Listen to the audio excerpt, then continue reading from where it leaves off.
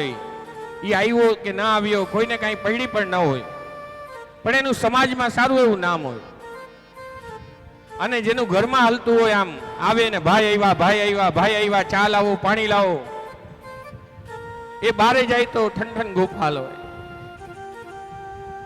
એટલે આજ કહે છે સાધુ રચિત સાબુસ્તી સો ફલ શ્રી ભગત બધાને. આજ કહે છે એ જ રીતે ને ભગવાનની વંદના કરી હતી અને નરસૈયો ભગવાનનું યજન કરતા કરતા એનું મનન કરતા કરતા એમ આગળ પામ્યો. આ શ્રાદ્ધની કથા અને પેલી તરફ પુત્રિકા ધર્મથી જે પરણાવી હતી દીકરી એનું આવે કે મનુ રાજાએ કોઈ પ્રશ્ન નતો કર્યો. સતરૂપાનું મોહિત મનુ રાજા જે સતરૂપા મહારાણી હતા એને બે દીકરાઓ જ્યારે મોટા થઈ ગયા પછી એમને થયું કે મારી ગોદમાં પાછું કોઈ નાનું સંતાન રમવું જોઈએ, મારે પુત્રિકા ધર્મથી મારી દીકરીને પરણાવી છે. ત્યારે બે બાળકો મારે એને પાડી પોસીને મોટા કરીશું. આકૃતિનો જન્મ થયો, જેને યુગલને જન્મ આપ્યો યજ્ઞ નારાયણ અને દક્ષિણા એના પત્ની, એમ ઓળખીએ છીએ. મનુના બે દીકરીઓએ જગદીશ્વરને જન્મ આપ્યો, કપિલ અને વરા, અને એના ત્રીજા દીકરી મનુના એને જગદંબા ને જગતજનની જગદંબા, જેને આપણે સતી કહી, જેને આપણે પાર્વતી કહી. પ્રસૂતિ એનું નામ, જે દક્ષ પ્રજાપતિને પરણાવી હતી. એની સાથે એ દીકરીના લગ્ન થયા હતા. એને ત્યાં દીકરી જન્મ્યા જેને આપણે સતી ભવાની કહી. સતી ભવાની જેનો વિવાહ મહાદેવ સાથે થયો હતો, જેને ત્યાં એકેય સંતતિ નથી, દીકરા દીકરી કોઈ હતા નહીં, જેના જન્મ એ ભગવાન મહાદેવ સાથે થયું હતું. સતી અને ભવાની વાગર્થા વિવસંબુદ્ધો વાગર્થા પતિપત્તયે જગતઃ પિતરો વંદે પાર્વતી પરમેશ્વરો. એ સસરા જમાઈનો ઝઘડો થયો હતો અને દીકરીને મરી ફરવું પડ્યું, બરી ને ખાક થવું પડ્યું.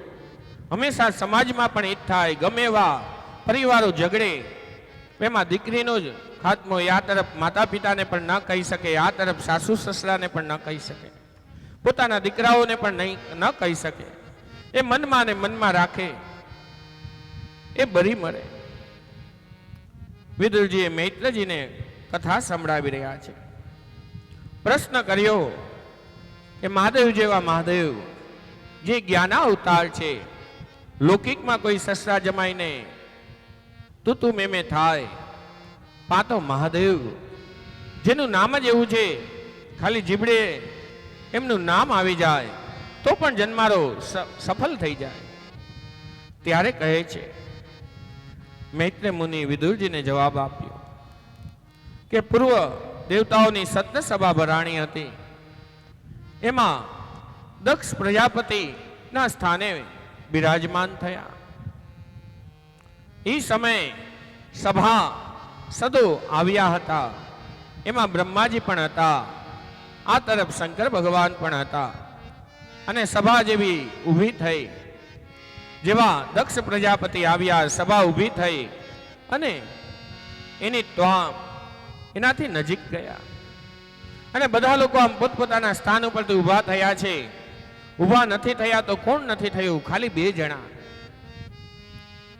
અને આ તરફ શિવજી મહારાજ તો સમાધિમાં હતા. એને મનોમન હતું કે આ સસરાજી હજી નવા નવા પ્રજાપતિ થયા છે અને અત્યારમાં જ એના ઉપર જો અભિમાનનું પૂતળું ચડી જશે કે મેં આટલી કાર્યો કર્યા, આટલો મોટો માણસ છું, તો એ નહીં સારું.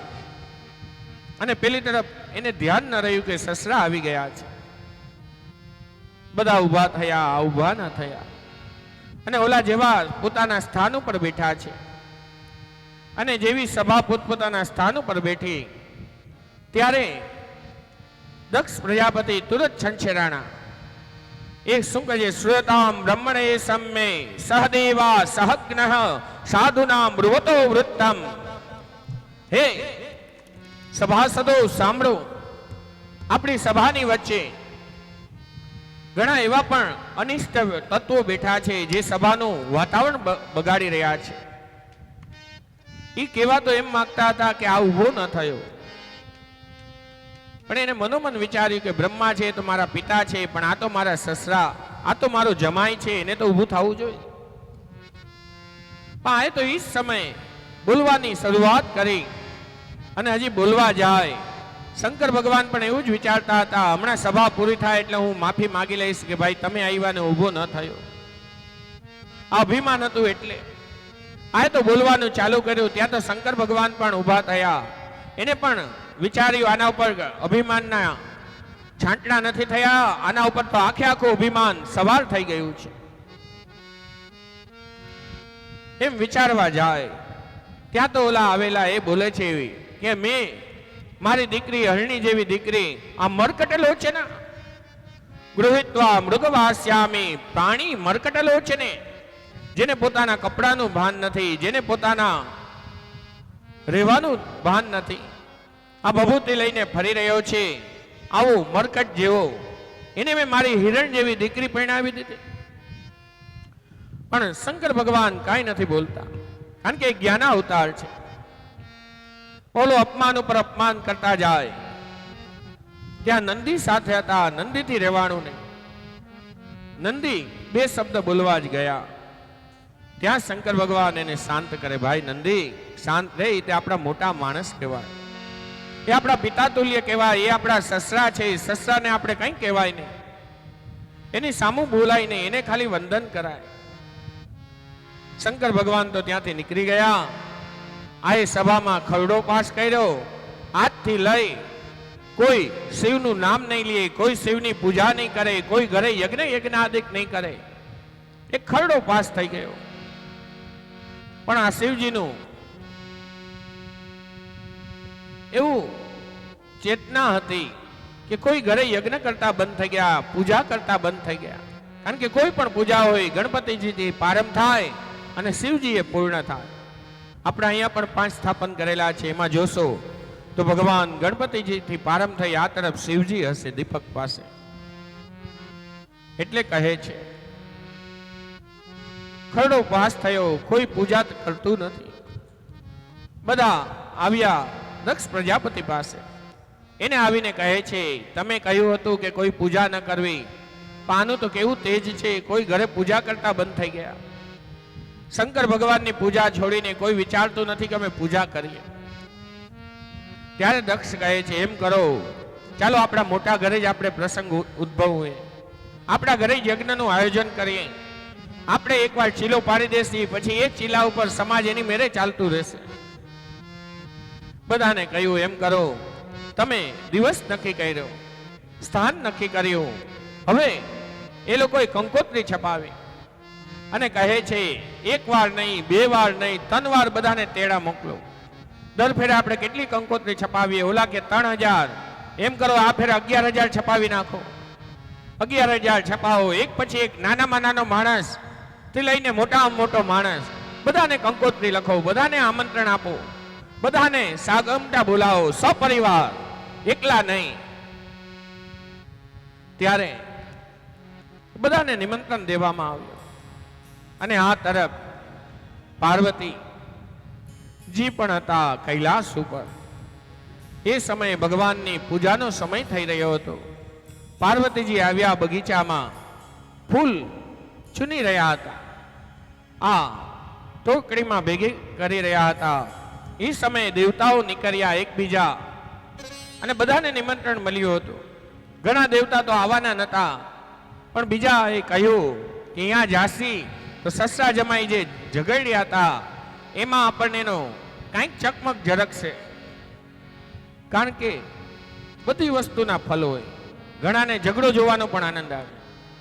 તમે જ હાથમાં ખાલી મંજીરા લઈને નીકળો પ્રભાત ફેરી કરતા ગામમાં, હરે રામ રામ રામ હરે હરે. કોઈ તમારી સામું નહીં જોવે. પણ 2 મિનિટ અહીંયા ખાલી રોડ ઉપર આયલા જાઓ ને એકબીજાના ગળા પકડીને ધબધબાટી બોલાવો, ખાલી એકાદી, ત્યાં તો 25-30 જણા ભેગા થઈ જાય. શું થયું કાંઈ કામ ના હોય.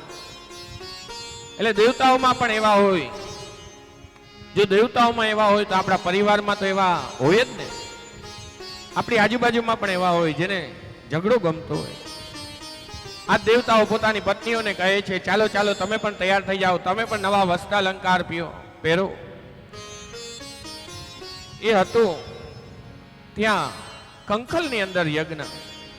કંખલ જવું હોય તો આમ હરિદ્વાર થઈને સીધું જઈ શકાય. દક્ષ પ્રજાપતિનું જે સ્થાન.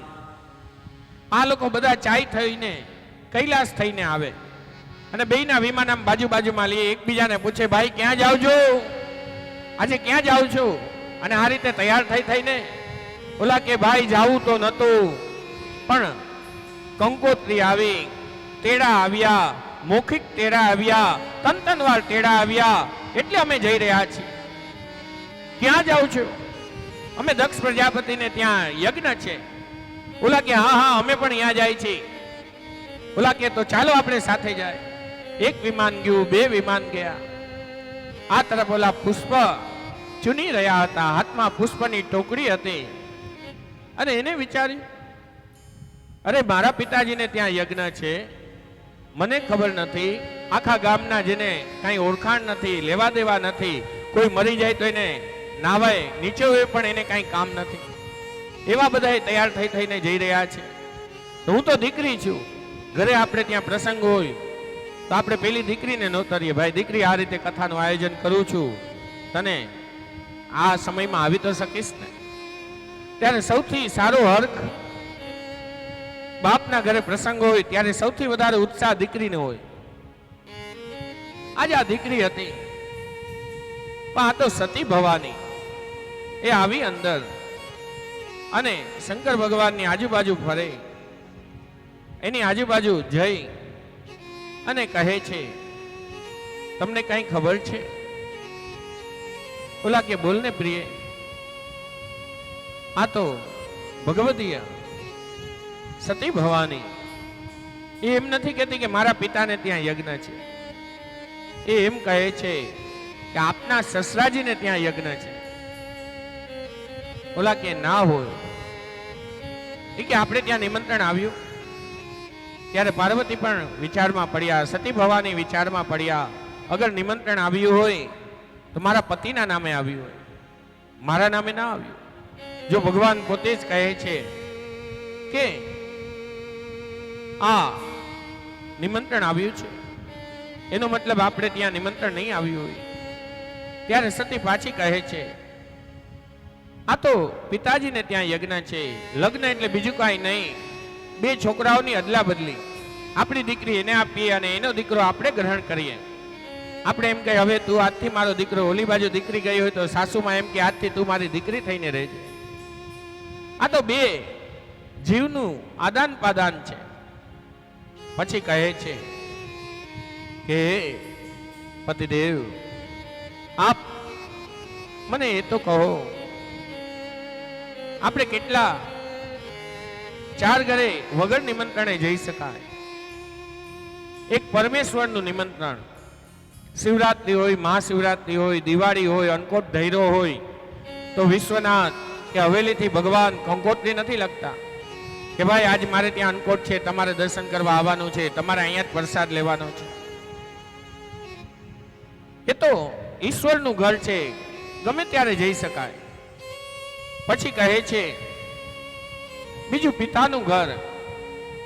પિતાના ઘરે પણ દીકરી દીકરો ગમે ત્યારે જઈ શકે, એમાં કઈ તેડાનું નિમંત્રણની આવશ્યકતા ન હોય. ત્રીજું ઘર ભાઈબંધનું ઘર. ભાઈબંધના ઘરે પણ ખબર હોય કે આને ત્યાં છે, ગમે એવો પ્રસંગ સારો કે નરસો, જે જીગરજાન ભાઈબંધ હોય તરત આવે અને ફોન કરીને કહેશે કે ભાઈ કાંઈ હોય તો મૂંઝાતો નહીં, હું બેઠો છું. એનું ઘર. આજ કહે છે કે આ કઈ રીતે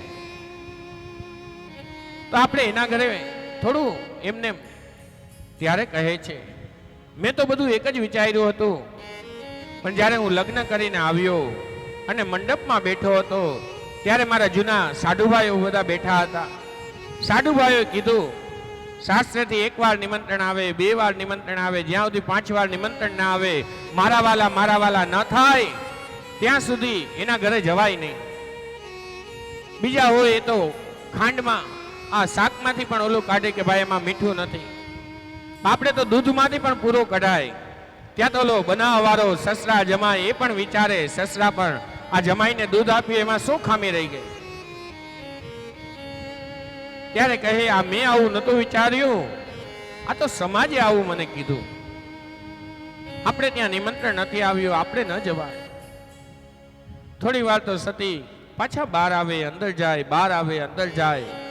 પાર્વતીજી કહે, આ તરફ મહાદેવ કહે છે, સતી શાંતિથી બેસો, તમારા મનમાં શું ચાલે છે મને કહો. ત્યારે કહે છે, એમ કરો, તમે ના આવો, હું જે આવું. અત્યારની દીકરીઓ તો ઓલા એકવાર કીધું હોય ત્યાં તો કહી દે, ભાઈ તારે આવવું હોય તો આવ, નહીં તો હું ચાલી જામનગર.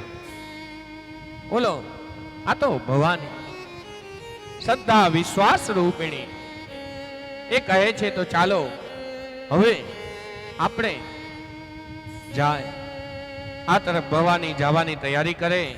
આપણે પણ 10 મિનિટ માટે એક રાસ લઈ, ત્યાં ભવાનીનો સામાન પણ પેક થઈ જાય, એ જવા માટે પ્રસ્થાન કરે.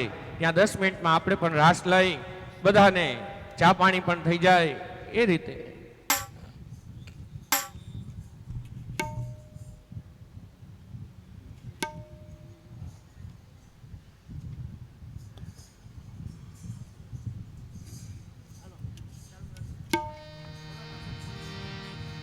ચાલો રાસ માટે ઊભા થાજો, આવી જાજો.